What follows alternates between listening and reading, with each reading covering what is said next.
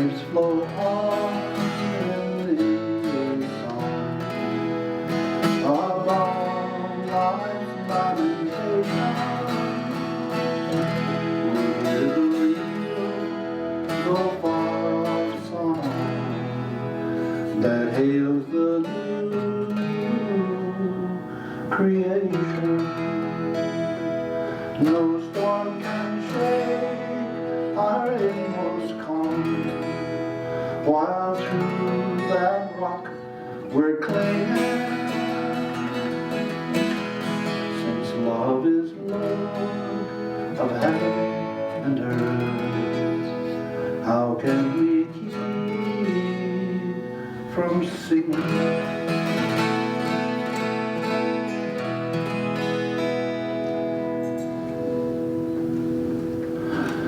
So this has been the best job I ever had.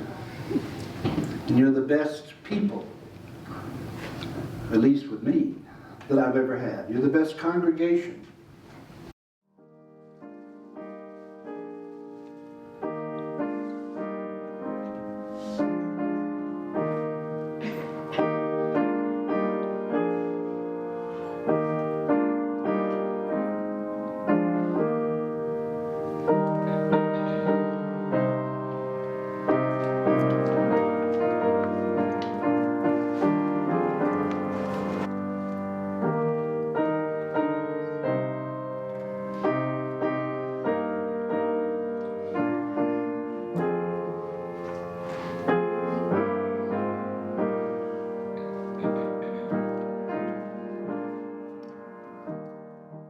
Anyway, to play music, and I appreciate that, and I appreciate all these months that you've been playing music for the folks. And I'm going to refrain from asking your children the question I desperately want to find out. And that question is,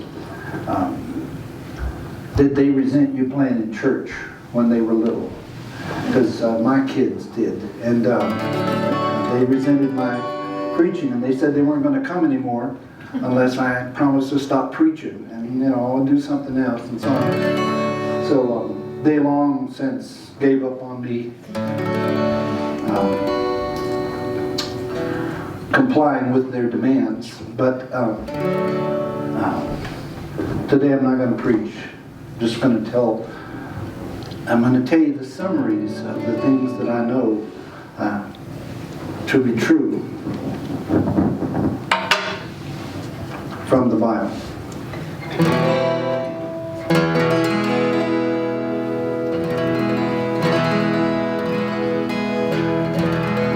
Our lives flow on within the song above life's lamentation.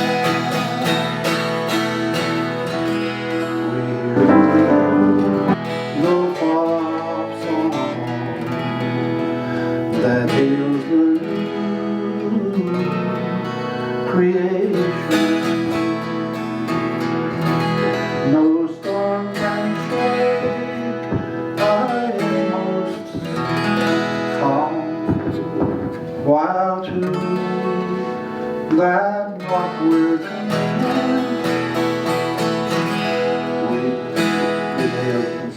Sorry about that. Had to wonder what's causing that pupping noise. That's the one effect that I continue to have since Tuesday morning. I'm even more easily distracted than I have been for quite some time. Our lives flow on in endless song above life's lamentation. So far off song that hails the new creation. No storm can shake our inmost calm, while to that rock we're clinging. Since love is Lord of heaven and earth, How can we keep from singing?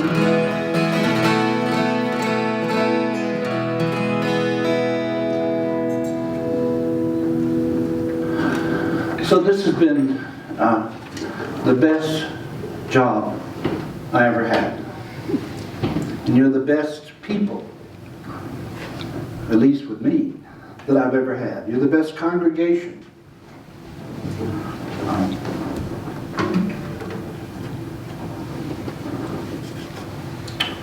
I think one of the causes, contributing things, is we're just chock-a-block full of Lutherans, except where it was all Methodists.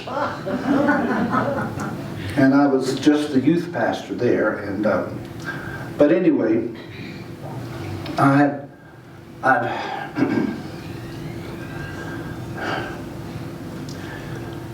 there's three things I want to tell you, and I hope I remember them all. And if I get stopped somewhere, just hold up that many fingers, and maybe that'll remind you of the next thing I was going to say.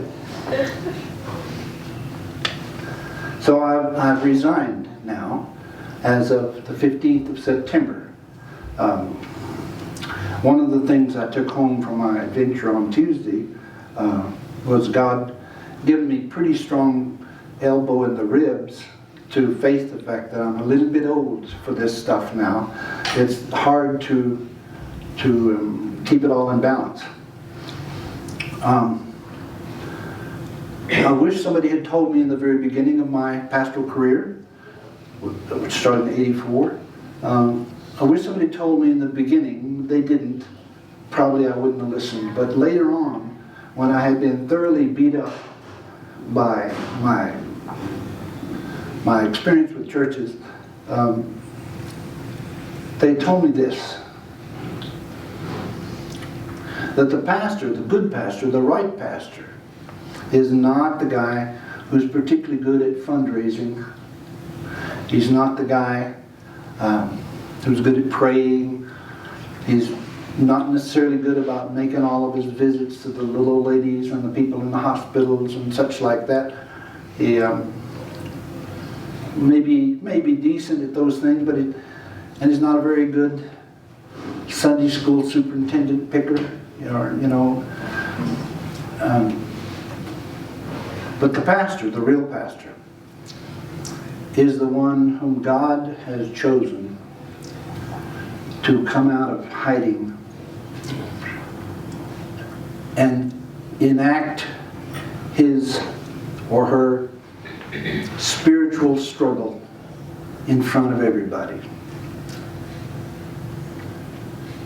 and thereby give other people the courage to live their own struggles too. And from that point on, oh, this makes sense. I'm supposed to be the punching dummy. I'm supposed to be the one to get upset at. I'm supposed to be the one that they say, don't say that, don't say those things. And then get mad when I go ahead and say them anyway. I can't help but say them. God put it on my heart to live this life. I'm very grateful for it, and I decided in that bed Tuesday morning that I'm going to live another life now. And I don't know what it is, it'll be up to God. But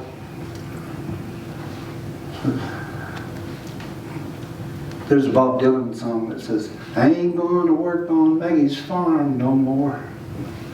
And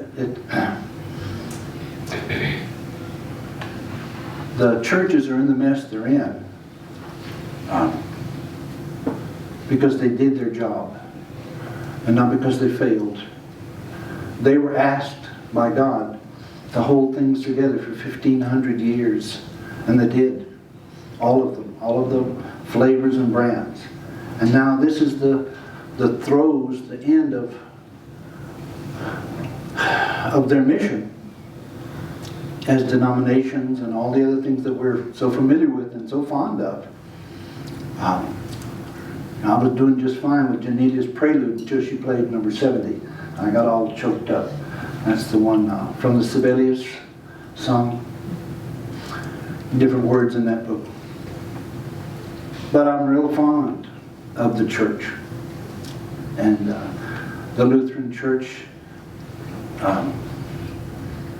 rescued my life from misery and probably self-destruction as well, by teaching me about God's love and about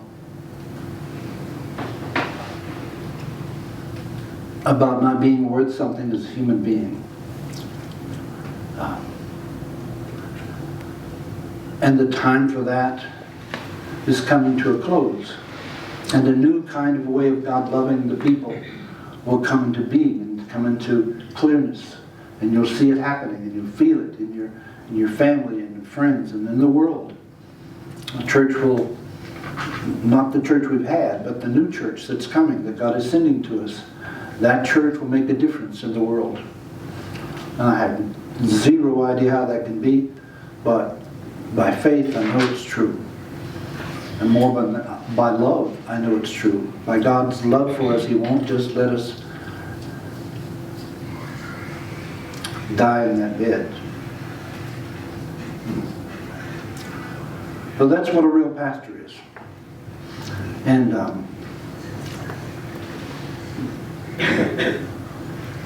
they get put by God into situations that only God's grace can get them through. And God has done that for me over and over again and over again, including this week. When the path, there was the bed path, and there was the other path. And it was completely free and completely unpredictable and dangerous, and God only knows what's going to happen. But as I've been telling y'all for 5 years, God's got us. And nothing permanently bad is going to happen to us, no matter what. God is singing to us a love song. And it's in lots of different places in the Bible and lots of different other cultures and holy books and ways of living. That love song that He sings to all the people of the earth. Different musical scores, different melodies. But He's promising us that our lives will end well. And He sings us in the book of Matthew, He sings the song of our lives, the love song of our lives. And it goes all the way through, starting with the so-called genealogy and all the things that happen in that book, Matthew. It's your life and mine. Not you'll get married to somebody named so-and-so and those kind of details that we always want to know from the horoscope. But it's your life, your heart life, the thing that really matters to you. The inner meaning of your life. And all of the questions that we have hanging over us for years. Why did this loved one die? Why did I lose that job just when... And all the different things that we didn't understand and that we grieved over. They'll all become revealed in the right time, when we can hear it, when we can take it in.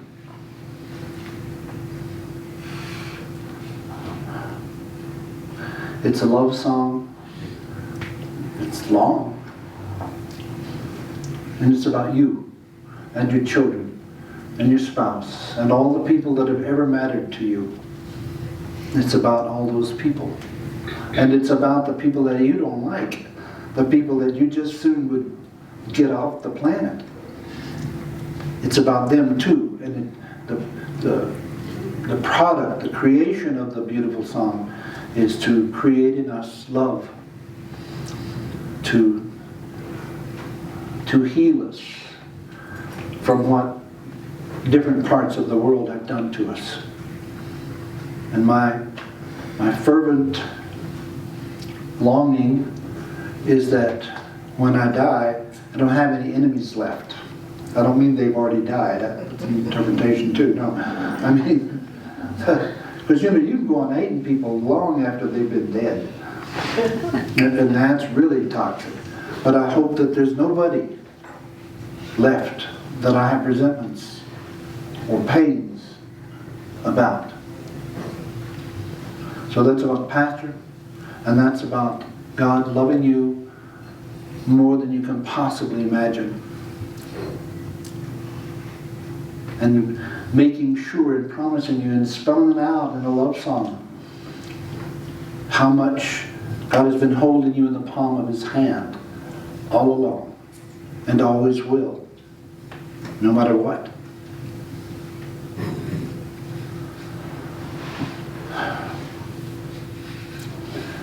And about this place.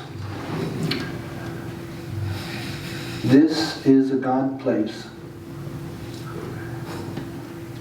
And it always has been. It started, y'all have heard the story, up in Dakota, a bunch of Lutherans who began to try to provide material ways to take care of the really needy in their communities, the ones who, it wasn't lack of food, clothing, it was about physiological needs and lots of things like that, and just having nobody to take care of them.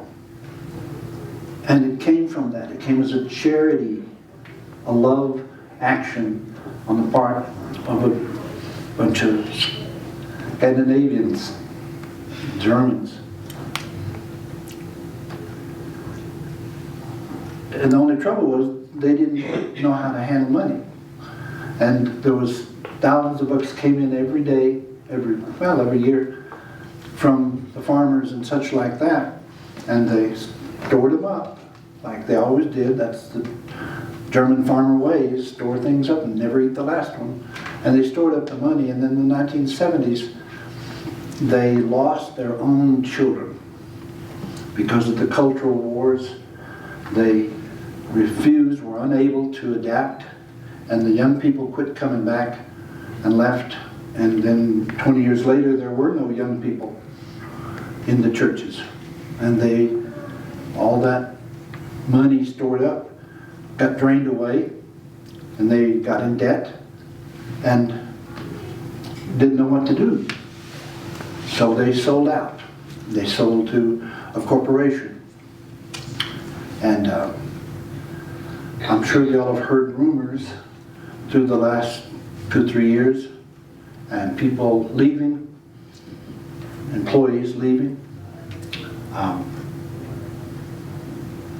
But it remained and remains a God place. And the people who come here, every one of you, whether you're a believer, not believer, every one of you was brought here by God to this place so that you could give of your spiritual strength, and so that you could receive what you want, what you need.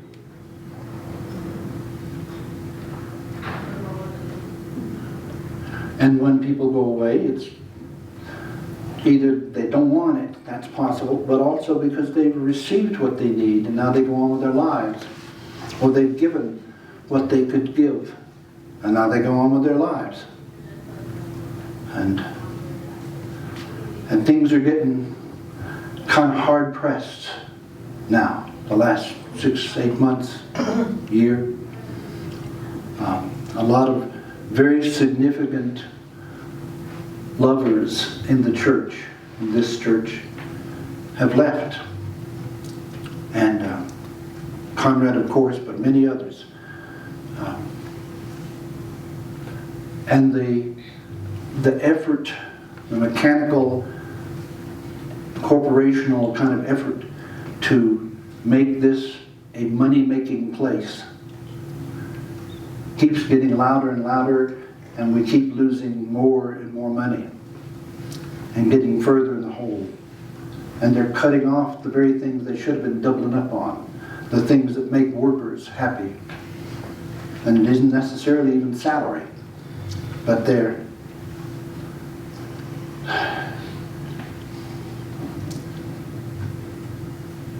not making people feel welcome. And Conrad was excellent at that. And so are a lot of other people that aren't here anymore. At all the different levels of administration in the place. The strong, powerful, slightly sketchy, loving people gave up and left because of the things that they were told by the corporation. It's still a God place, though. And I don't know, don't have any idea what can be the intention of the kinds of decisions that have come down from corporate over the last year and a half. What in the world are they doing? Like we could just hire people off the street and they would. Anyway, so I don't know what's going to happen, but I know it's still a God place. It didn't get wrested away from God.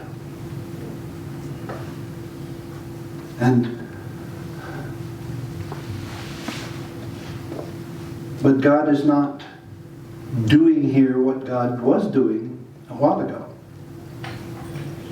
God is leaving it to us, and now to you, without me, to find in yourself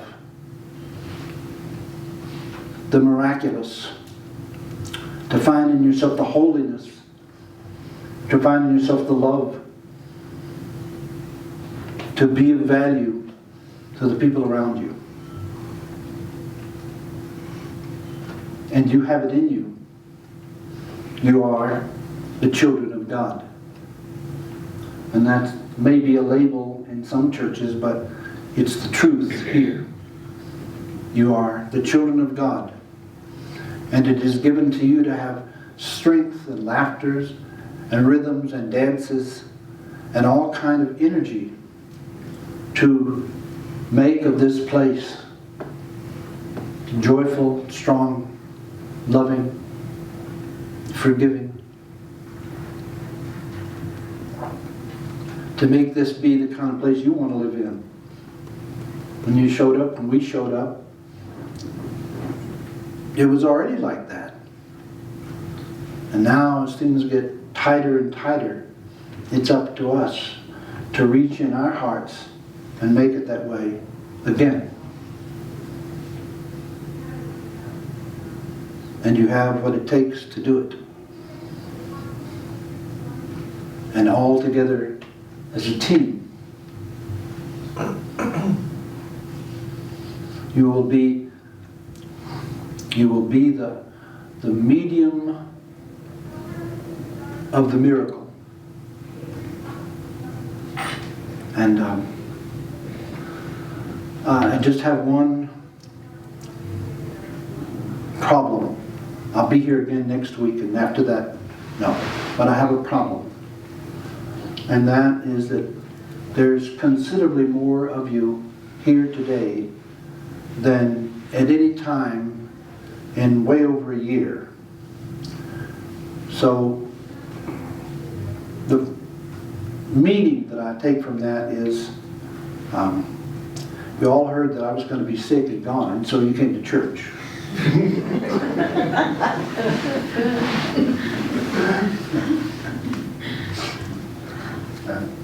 But I hope that you've come to witness a miracle. And I'm not the miracle, but the miracle happened through me. Y'all will notice in a little bit that I will say the Lord's Prayer correctly.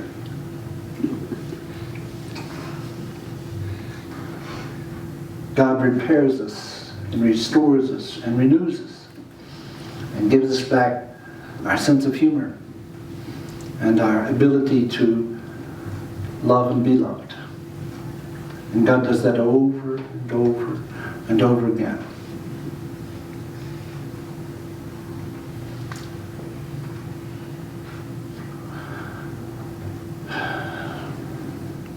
And that's the truth. Amen.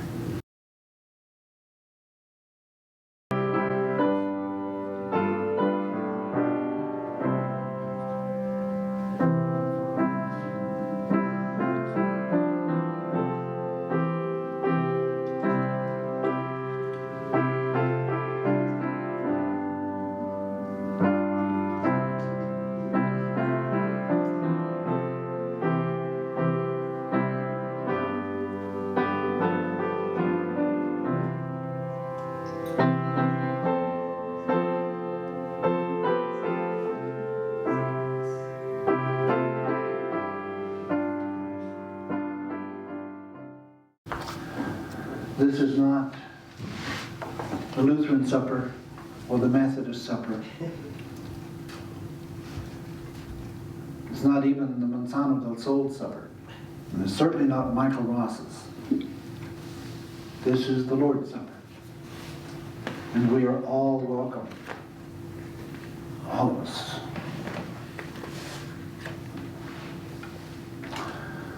So come and take.